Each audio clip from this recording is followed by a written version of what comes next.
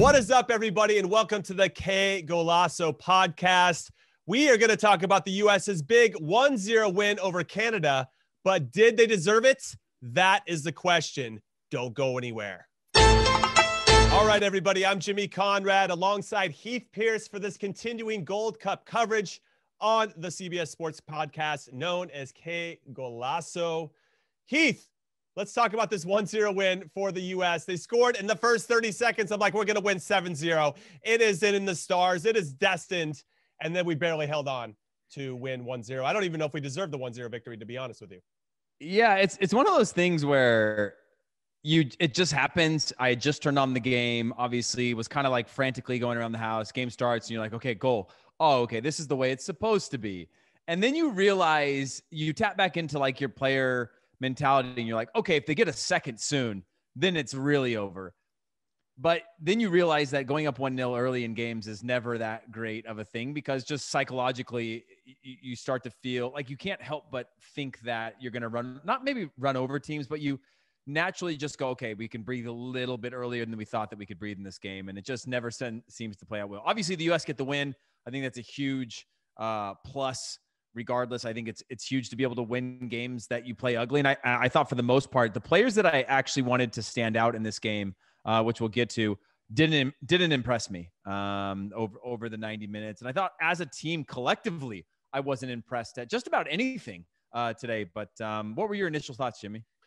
Yeah, I would say that the first 30 minutes, I was pretty impressed. I thought that not only did we score early, and to do it in a way that I was very pleased with. There was a lot of space that was tight in the central area. Kellyn Acosta was playing a little bit higher up on the front foot. We were all playing on the front foot, I would say, to start the game. Ball gets sprayed out wide to Leggett, plays it across. Shaq Moore says, thank you very much for the tap in, his first ever goal for the U.S. men's national team. I didn't mind the lineup. Let's just start there. I was pretty happy with it. I don't think it was too far off of what we were talking about before. We probably were going to see the 3 center backs. We were going to see the 2 wing backs. I think we were dead on, by the way. I think we were dead on. Other than maybe Reggie Cannon, was there anybody else that we didn't talk about that would go back into the lineup? I think we were spot on too, and I think we were both looking to see the Daryl Dike, Gyasi Zardes up top, and I was excited. That's what I wanted to see. I wanted just to, whether it worked or didn't work, I just wanted to see it be used, just so we knew for sure if that was the way forward. And so fair play to Greg Berhalter. Clearly a big fan of the Qué Golazo podcast, so that's very cool. But Jimmy, did it work or did it not work? Oh, it's tough to say, because with Gyasi Zardes and Daryl Dike, did we take advantage of what they bring to the table in a way that could really? It's tough. I feel like maybe the line where we got overrun, especially as the game went on, was in midfield. And so I wonder if Leggett, Busio, and Acosta are our 3 best midfielders to help us really take advantage of Gyasi Zardes and Daryl Dike up top. So I'll start there. So I don't know if it's necessarily on those 2 guys, because if they're not getting the service, or not getting the ball in the areas where they can have success or get on the end of crosses or whatever it may be. I don't know what the scouting report was on Canada, but we hit a lot of crosses low and hard on the ground, a lot of them. And I thought that was interesting, given that we have Zardes and Daryl Dike in the box that can get on the end of stuff. It's not like they're Christian Pulisic and Gio Reyna, who aren't probably going to get on the end of crosses. We have some guys that can get up there and throw their body around and make a difference. It was interesting. That's where I'll say there. Where I got a little disappointed was after the 30th minute, Canada was running things. They took advantage of it, regained some momentum in the second half. The second half of the first half. So the last 15 minutes of the first half. And I thought, okay, cool. Well, we just wanted to survive until halftime. And then once we got into halftime, we could make some adjustments and everything. It looked like we didn't make any adjustments. Canada came out on the front foot, and a bad pass by Donovan Pines led to a good shot by Kyle Larin. 30 seconds, they could have scored there. 30 seconds in, it would have been almost a carbon copy of when we scored our goal in the first half. So those are my initial thoughts. I'm kind of curious to dig in a little bit more on some of yours. Yeah, I thought I jinxed Busio because I threw out a tweet in his first 20 minutes in the national team. I was like, this guy is a step ahead. I remember. I saw the American Pirlo. And when you see him get the ball in good spots, you can see some of that magic. But I thought today there was a few things at play. One, I thought the team fatigued pretty early on in terms of reactions, scrapping for second balls, battling it out, arriving at the right timing of the flow of the game. I thought that we were arriving late or not arriving at all when in the buildup.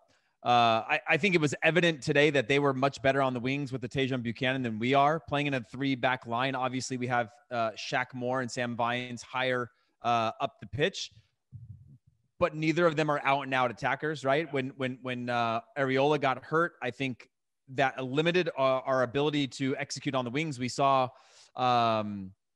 Roldan play that in the second game against Martinique, but I don't think he's a winger necessarily, or in those like kind of half spaces between the half space and the wings.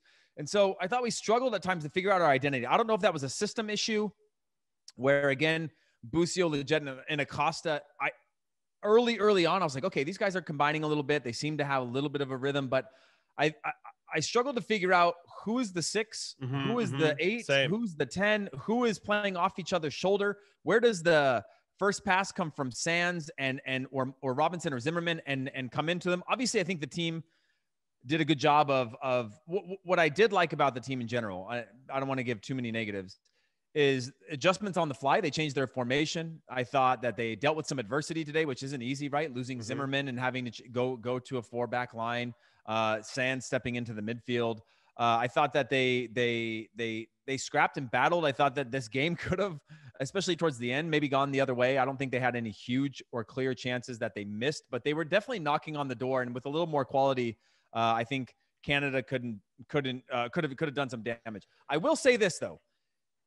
It is nice to know what the scouting report is on Canada, because a lot of these players from the Canadian team will play in the octagonal in qualifying. And it was nice to have our B team sort of expose Canada in a few ways. And I don't think they've really exposed them in a ton of ways, but we at least got to have a free look at what qualifying is going to be, how they might roll out, who the players are, where the threats are in the team, and things like that. So, I mean, obviously there's no Jonathan David, no Alphonso Davies, but still, for the most part, you got a core group of players that we got a chance to see, which I think is a plus overall. I'll say this though: if Jonathan David and Alphonso Davies were playing today, I don't think we win this game. We might not lose, but I don't think we win.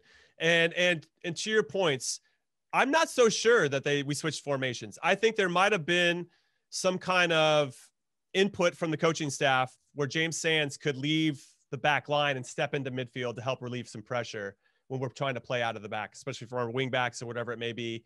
And I actually didn't finish this thought initially. I thought our pressing as a team in the first 25 minutes was excellent. We just didn't allow Canada to breathe. They didn't have any answers. And I thought they were trying to play out of situations when they didn't need to. And where they started to unlock things, and I actually made mention of this when I was watching the game with some friends. If Canada just hits a couple balls up over the top and tries to get in some 1v1 situations with some of their players that are good in 1v1 situations, like Buchanan in particular, then that will force us to drop off a little bit. And they started to do that, whether it was due to necessity or there was some kind of instruction from the sideline. We struggled with that a little bit because then our guys started to get isolated. And that's where they started to cause more problems and gain more confidence, started to move up the field and started to play in our half a little bit more. But when they try to play out of stuff, I actually thought our press was pretty good and we made things pretty predictable. And I liked the 3 center backs for this particular reason, because if you're a center back and let's say Kyle Larin drops into midfield or Akinola dropped into midfield, you felt comfortable as one of the 3 center backs to follow them in there and actually try to win it and not just keep them in a spot, but try to win because you know you can take that risk. If you miss it, you've got cover behind you. So I really like that addition to having that 3-back line that maybe I didn't always fully appreciate, but I did see it today and I like that. And also Sands is an excellent passer of the ball. He does break lines, multiple lines with one pass. I like when he's on the ball as opposed to our other center backs when they're on it. So that was kind of the positives that I saw from it. But once they started to play a little bit more direct, we did struggle. And I don't think we were as connected, which gets back to the original point that you were saying, Heath. And this isn't necessarily, I don't think it's a negative. I think it's a fair criticism of what were the designated roles in midfield? Who was the 10? Who was the 8? Who was the 6? And maybe they just thought or got the instruction from Greg Berhalter and the staff that Sands is going to kind of assume that position in certain situations. And if there's that kind of gray area, then it's really hard to know as a player in tight moments, where am I supposed to be and what am I supposed to be doing? And that will have to be addressed moving forward, because a team like if Canada just was a little bit more composure, if the referee didn't swallow his whistle on a couple potential calls for penalties, you know, if it gets called the other way and the referee is harsh, or if you play against Mexico that will punish you for that type of stuff, it could have been a much longer afternoon for us. But to your point, we dealt with some adversity, we coped, and we won the group. And now we get to avoid Mexico in the earlier rounds outside of the final. Yeah, I thought, interestingly, and I agree with you, the press game was really strong early on. And I think we've shown some really strong periods of pressing.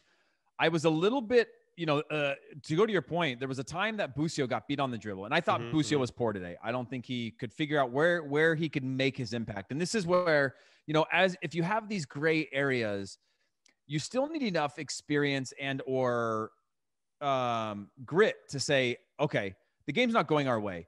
But if you saw this, it happened against Martinique as well. You saw these windows where U.S. team fights hard. U.S. team wins ball back. Player gets ball. Player dribbles ball. Player loses ball. And it's like this for like 7 minutes, 8 minutes, to where you're like, who's the guy that's going to slow the game down, right? And I thought this could be Busio, where like put your foot on the ball, move your defense up behind you, break a few lines of pressure, get into your rhythm to attack. But it felt like at a certain point, it was like, Canada overcommits. U.S. gets the ball, dribbles up the field. They win it back and by just outnumbering and pressing a Leggett in the corner, or a Busio in the corner, or an Acosta or a DK, or where they just collapse on them and win the ball back. And then these long periods go by where you're like, well, all we needed to do there was keep the ball, you know? And you've been to those games, Jimmy, where it's hot. You've had your water break, you've whatever, and you've finally worked hard to win the ball back. And Canada was doing a good job of making the U.S. work hard to win the ball back. And it's those things where it's like that compounding effect where you start to get guys start getting frustrated and they start yelling at each other and say, keep the ball. And this thing starts to happen. And I just saw these long stretches where you just needed that maturity to be like, let's take a deep breath, move the ball, move our defensive line up. Let's get into their half. Let's work the ball around. But my counter argument to myself on that one was, when we did get up to the half line, I still thought that we struggled to, again, through the midfield, connect those passes, right? I keep going back to the U.S. versus Mexico first 10 minutes or 15 minutes, and then 15 to 30 are the two, like, just freeze frames I have in my head, where once Kellen Acosta started approaching the ball with a good body positioning, he was able to get a ball into his feet and with one touch of the ball, skip a line into a line where they've overcommitted. And now there's gaps, right? And now you're looking upfield and you're starting to go forward. And I feel like we've struggled to really connect those dots. And that goes to Zardes and DK up top, where it was like, again, ugly game. We're scrapping. Where can I make an impact on this game? Do I need to scrap for fouls on top of the box? Is it the free kick that's going to be the impact that I make? Is it, you know, drawing free kicks? Is it chasing balls to the channels and finding ways to where they can complement each other instead of, like you said, you got two big bodies in the box, but we're doing these cutbacks to the penalty spot on all of our crosses, which in some ways were good ideas. In some ways were just poor crosses. I just felt like there was this disconnect in terms of like, what's our style of play? How are we playing? You know, but yeah, again, I will say that the press was good. No, yeah, I agree. Well, the press was good. And this is where I'm going to build my thought into two different ways. And I'm going to build off of what you said in particular, that we have to have players on the field that know when to slow the game down. And, or if the game has got out of hand and another team has momentum, how do we regain that momentum back? We struggled with that in particular today.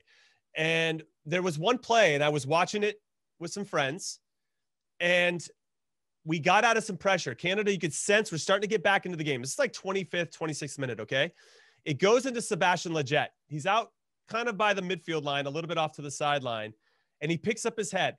He has a chance to play it into Busio to just maintain some possession, okay?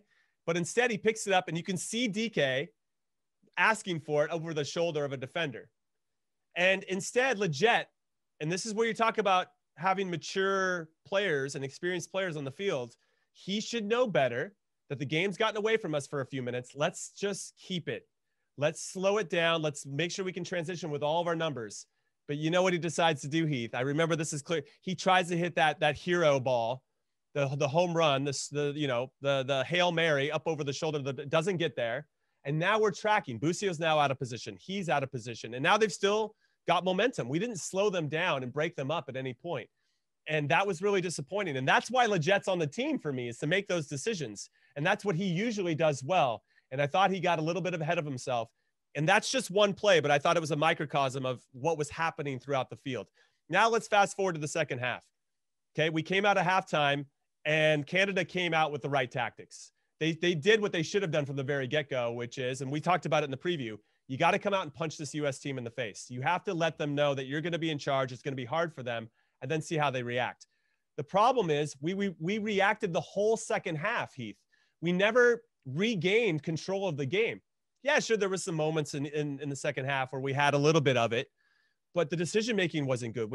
Nobody was like, hey, I'm in control here. Keep giving me the ball. I'm going to make sure I set the tone and the rhythm. And I guess that's what falls on Busio. Does that fall on Busio or Acosta? For me, was invisible after making obviously a very big impact to start the game. I didn't see him for the next 45, 50 minutes. So I was like, okay, well, you don't always have to see your CDM if he's blocking passing lanes and cutting out passes, but I didn't really see him cut out any passes either. I was like, where's Acosta?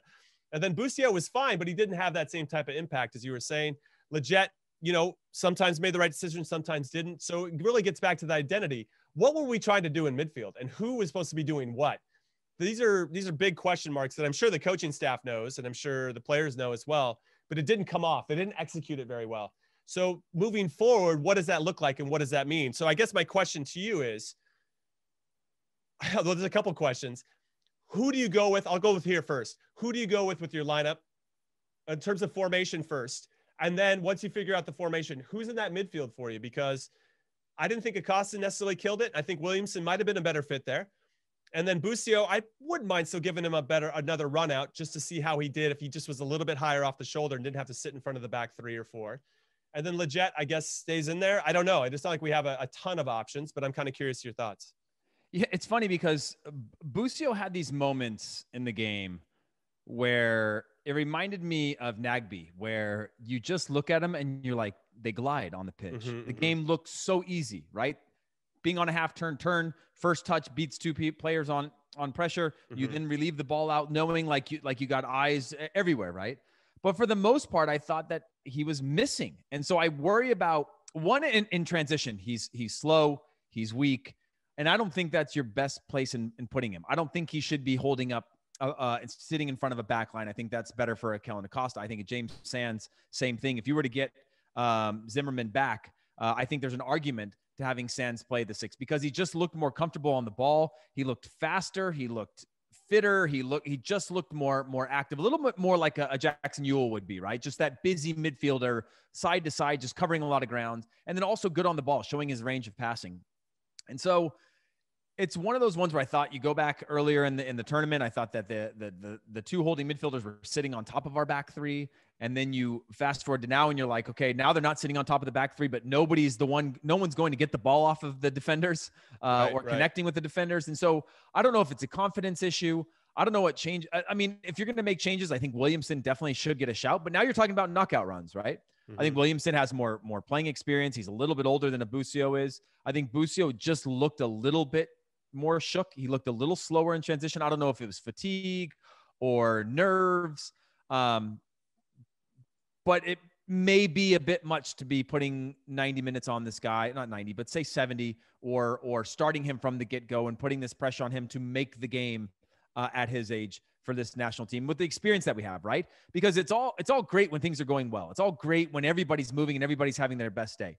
But I don't think Zardes had a great day. I don't think Dike had a great day. I don't think Leggett had a great day. No, Acosta didn't have a great day. So when you start to have these days where everyone's having an average or a subpar performance, I think, and it falls on a system that's going through the midfield. Is it a little bit too much to put on Busio to make that game, or does he have the ability to step up and run that midfield? It's a good question. I think what we learned today is that Canada was going to be a stiffer test, or is a stiffer test than Martinique. And I think that was a bit of the fool's gold that you get from playing a team that is just not as fit, doesn't have as much experience professionally, just not as clean in every single area. And no disrespect to Martinique, that's just the reality of where their federation is. I hope that changes. I want all these teams to get better, because then we're all going to get better because of it. Canada was going to prove a different test. They were going to be a little bit tougher. They're going to be harder. It wasn't going to be the same. And so you wonder with young players, with Busio in particular, he maybe thought he was going to get the same amount of time. I mean, he's smart enough to know that he probably wouldn't. But it wasn't even him, Jimmy. It was all of them, right? Where that's fair. Casual, you dribble the ball up, that casual turnout worked in the first couple games. Sure. In this game, Canada collapsed from one side. Those players are clever. They poke the ball away. It was just this constant, Canada was all over them. And I think that was the first time these guys have experienced what I would consider the closest thing so far for them to an international match, where there's a little bit less time, where a semi-sharp ball is a turnover. A sharp ball is a good ball, right? A semi-sharp ball, someone gets a leg in, somebody reads a passing lane, somebody gets a foot on it, somebody pokes you away. You don't have as much time on the ball. You got to think quicker. And sorry to interrupt you, but I felt like that was a case in a lot of examples, because we're talking about transition, how we didn't hold the ball when we needed to in transition. There was constantly this sort of like square pass or a little ball, a short ball or long ball, where it's just getting poked away. And it was just this constant lack of rhythm. And I think that was just a little bit faster than what we've experienced so far. And that difference seems minimal, but when you're on the field and the game is going fast and Canada's saying, I don't care if this ball ever touches the ground, right? We'll disrupt you. I mean, it's no disrespect to Canada, because I think they played well. They did. But in terms of the way that they're pressing, the way that they want to disrupt your flow, they'll kick you, they'll get up underneath you, they'll step into passing lanes. They just constantly want to disrupt your play. That's the international game. The international game isn't they sit back and we tiki-taki our way up and we play with this rhythm and, it's beautiful. We're not Spain. We're not there yet. And you've got to earn that cliche of like which team's going to settle down first, which team's going to settle into it first and find their game. You got to earn that, right? You got to put your foot on them first and say, no, we're going to make them fear us and start to drop off a little bit and lump balls and like make them uncomfortable to where they go, okay, we did our press. Let's sit back. Time to go into our second blocks. We're going to allow them to dictate flow a little bit. And I don't think we earned that beyond obviously the early goal. No, I'm with you on that. I do want to focus on the positives. Let's just look at the positives here for a second, just so we balance this out a little bit. Cause I know we're so eager, and I like to think that this is constructive criticism, but let's just talk about the positives. I thought Miles Robinson was excellent throughout the whole game. I thought when he got into a 1v1 situation with Buchanan with maybe 5-6 minutes left, Buchanan had been running a couple of our players ragged in 1v1 situations. He handled them by himself. He didn't even need any cover. I really liked a lot of the defensive plays that Robinson had. Zimmerman was unfortunate to have gone out injured. He's got good presence. That one with a penalty would have been somewhat soft, but I could see referees calling that. So that was, I'm just happy there's VAR in this tournament, because I promise you, Gold Cup passed. One of those happens today. One of those is a penalty today, just because of just circumstantial players falling and like the refs having a tough angle and like legs getting locked up. One of those is a penalty without VAR. I will say that's Shaq Moore, obviously scoring today and scoring the winners is impressive. I just think he's been pretty good throughout this tournament. And I worry about Reggie Cannon a little bit, that Shaq Moore might be slowly gaining on him in the depth chart in that position. I think Serginho Dest is still the guy. And if you had a wing back, you're going to go with Dest over Moore. But Moore still, I think, is doing enough to warrant some consideration moving forward in some big matches. I want to continue to see more of him, pardon the pun, to see how he does. Sands, I think, continues to show that he's got some quality and can help us in different situations, whether as a 6 or a center back. I don't think he absolutely lit it up today. I think he actually misplaced a few passes, maybe got caught defensively when he did step in the 6 role, where he got beat kind of easy. I think Kyle Aaron turned him early in the second half. I just thought that can't happen. He just can't get turned that easy. So I remember thinking that. Sammy Vines, I think, is a good wing back too. I think he's honest. I think he does the job up and down. No issue there. I really like Matt Turner in goal. He just makes the saves that you should make. I feel really confident with him between the sticks. And overall, I would say, I'm just looking at it from a defensive perspective, because that's where I think a lot of the positivity is going to go for in terms of consistent performances throughout the 90 minutes. I do think there's something about coping with adversity, which is what you said. It's a really big positive, figuring out ways to win games that maybe you shouldn't. We saw Italy do it once or twice in the Euros. They kind of squeaked out a couple results. Did they deserve it? Maybe not, but they still found a way to win. And they have a 34, 35 game unbeaten streak. And they have that for a reason, because it's a mentality that they don't know how to lose. And if the U.S. adopts that and learns how to do that with this squad moving forward, it's only going to strengthen when we have our A team there as well. And we start to connect all the dots as to all the best players that can help us throughout that. These are really, really important things. And you do have to survive a few things during a tournament.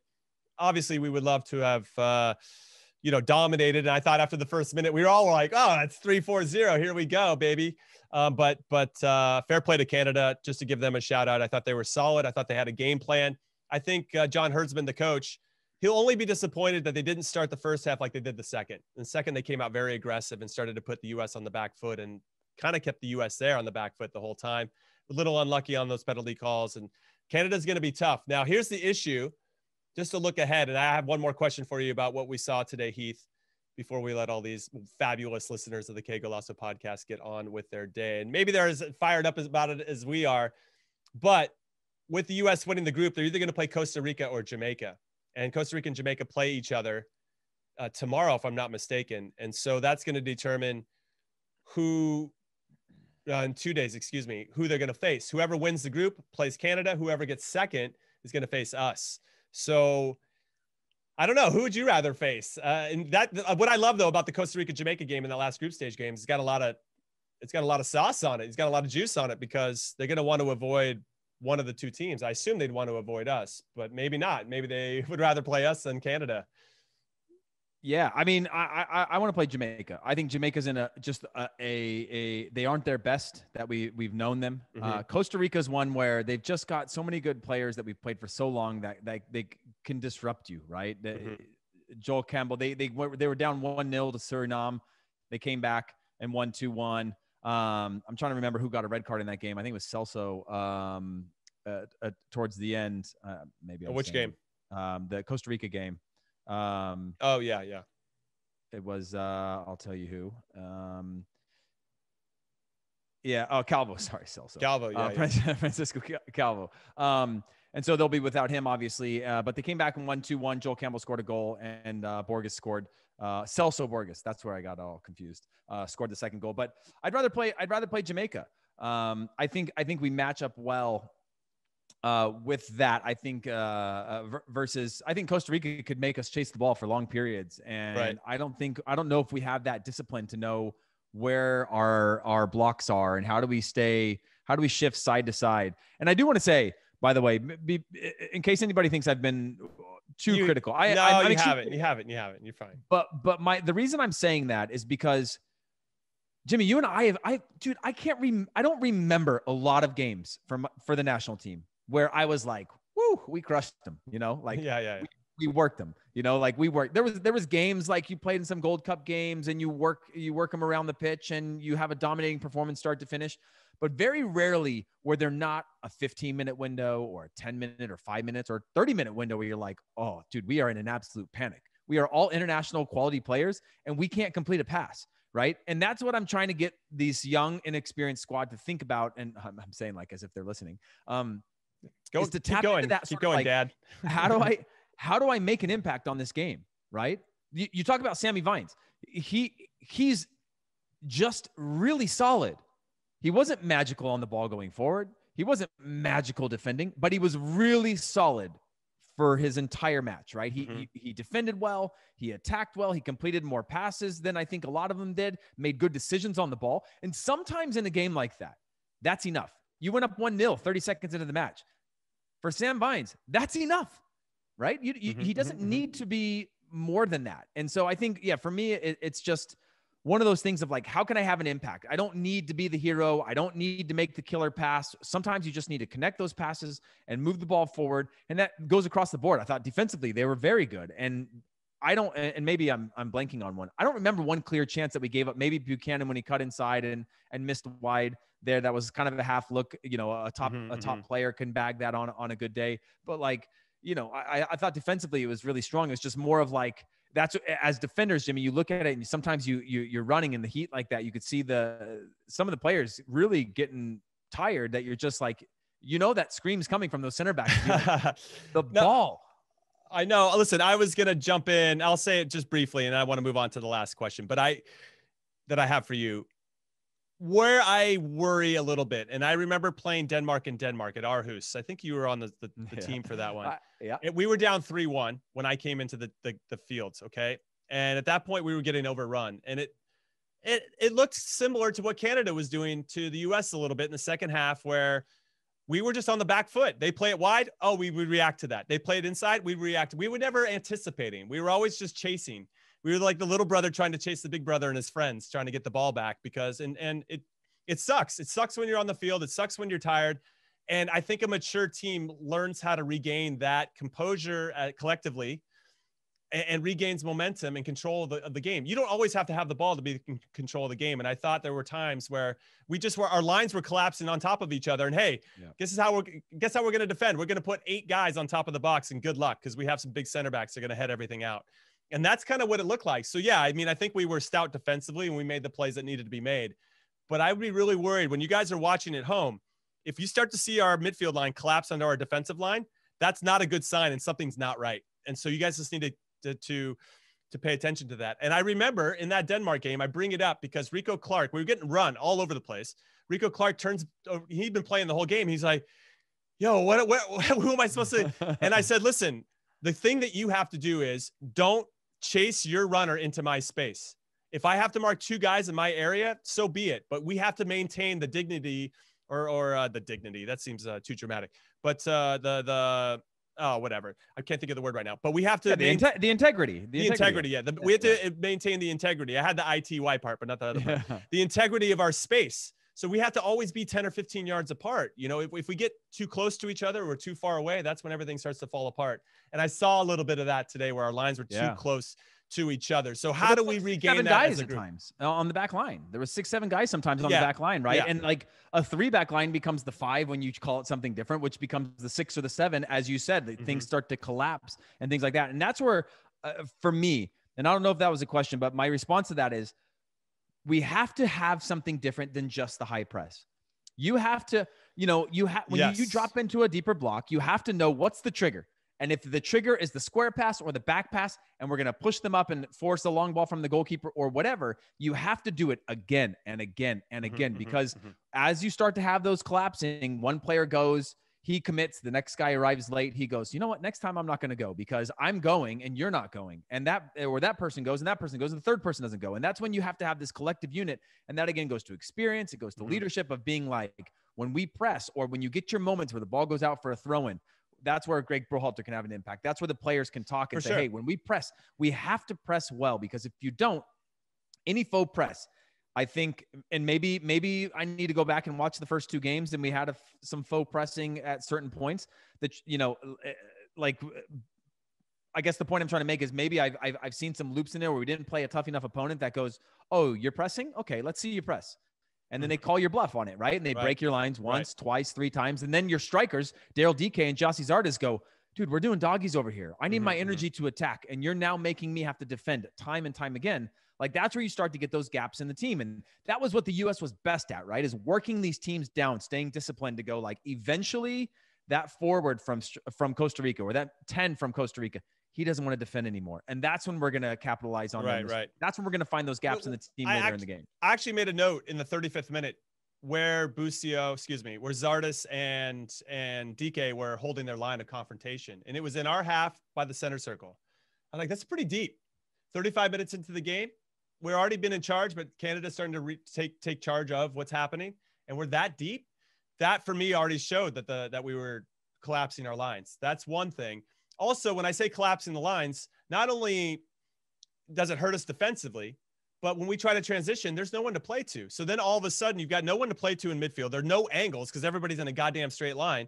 And when you're like, okay, I'm just going to play it long to DK and Zardes and hope that they can hold up the ball, they've got nobody to lay it off to, So it becomes this really vicious circle. And that's where to your point, like, you have to have that experience and that trust of, you got to maintain the integrity of your shape. You can't, and somebody has to lead that. And it's usually from the center backs. And so that's where that experience will happen. I think Zimmerman dropping off. I don't think Donovan Pines came in and was like leading the charge vocally. He didn't look like he was having that type of presence. And fair enough, the guy's coming in a tough situation. He scared me a couple times because his arms are so long when he gets an arm out on people, and the way the game is now with VAR and stuff, when he's trying to grab a small striker who's trying to get away from him, I'm like, oh man, stay out of the box with that stuff. But I thought again, in a tough environment, he did fine. He did fine. Yeah. But there's a couple moments with his passing where maybe a little loose at times. And I was like, woo, he's got to clean that up. But I think he will, if he continues to get to play, if Zimmerman's hurt, especially. Okay. Last thing.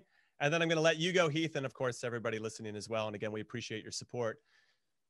You go with DK and Zardes again in the next round, either against Costa Rica and Jamaica, or are you going to go back to one striker? We don't have a lot of wingers, to what you said a lot earlier, and Zardes can play as a winger per se, but what are your thoughts on this? We're going to have a full preview of the quarterfinals. We can get into the lineup and what we're going to do there, but I'm just giving some initial thoughts, because we just witnessed and experienced what 90 minutes would look like with these two guys as our strikers.